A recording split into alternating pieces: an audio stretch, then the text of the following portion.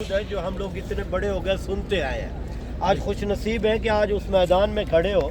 ये वो मैदान है जहाँ पर जंग उहद लड़ी गई थी। इस्लाम की दूसरी बड़ी जंग जो है ना इसी मकाम पे लड़ी गई। आप नबी करीम सल्लल्लाहु अलैहि वसल्लम खुद शरीक थे। ये जो जंगें लड़ी गई हैं, जंग बदर है 160-70 किलोमीटर दूर है, वहाँ पे इस्लाम की पहली जंग लड़ी गई।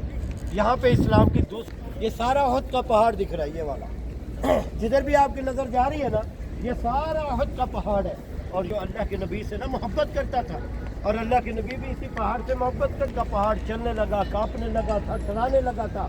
अल्लाह के नबी ने फरमाया, ए उहद ठहर जा, रुक जा, तुझ पर 2 शहीद है, एक नबी है। तो उहद का पहाड़ वही रुक गया।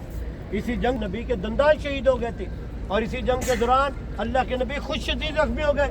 और इसी जंग के दौरान जब अल्लाह के नबी शदीद जख्मी हुए थे ना, तो ये वो गार है, वो ये मेरे हाथ के सामने देखो, चीरा हुआ पहाड़, ऊँट की दुम जैसा नजर आ रहा है ना, ये रास्ता जो बीच में है, ये वो गार है।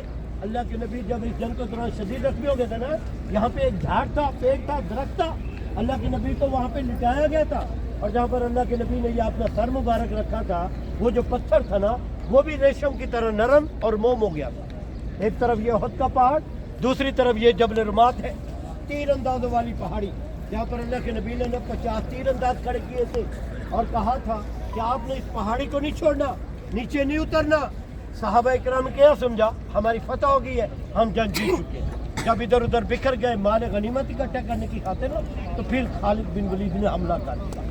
ये उस वक्त खालिद बिन वलीद थे ना, वो मुसलमान नहीं हुए थे, बाद में ये मुसलमान हो गए। हिंदा थी, इस खातून ने हजरत अमीर हमजा का कच्चे गले जो छुपाया। बाद में ये खातून मुसलमान हो गई।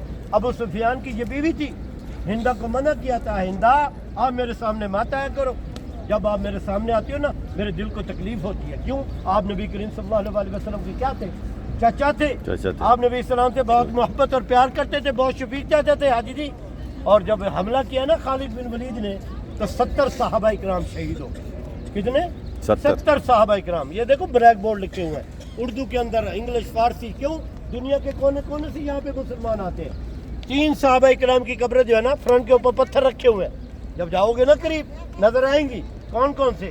हजरत अमीर हमजा रज़ी अल्लाह ताला अन्हु, अब्दुल्लाह बिन जैश, मुसअब बिन उमैर, और बाकी इधर बिल्कुल सामने में वो एक 4 दीवारी है जिसके अंदर इज्तिमाई कब्र है, इकट्ठी मुश्तरका। 67 सहाबा इकराम जो बचे थे ना, वो एक साथ गले में दफना दिया। ये है वो मकाम। अल्लाह के नबी अक्सर इन शहदा की कब्रों पर तशरीफ लाते, सलाम पढ़ते और दुआ मांगते। और हदीस में आता है कि मस्जिद नबवी उहद तक आएगी।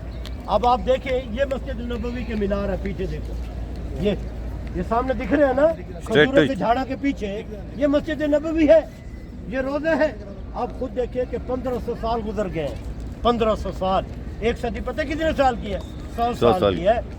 आप अंदाजा लगाओ हमारे से पहले कितनी नस्लें आई होंगी। आज हम मैदान में खड़े हैं, कल हमारे बच्चे आ रहे होंगे, और ताक़यामत ये सिलसिला जारी रहना। ऐसे ही है ना।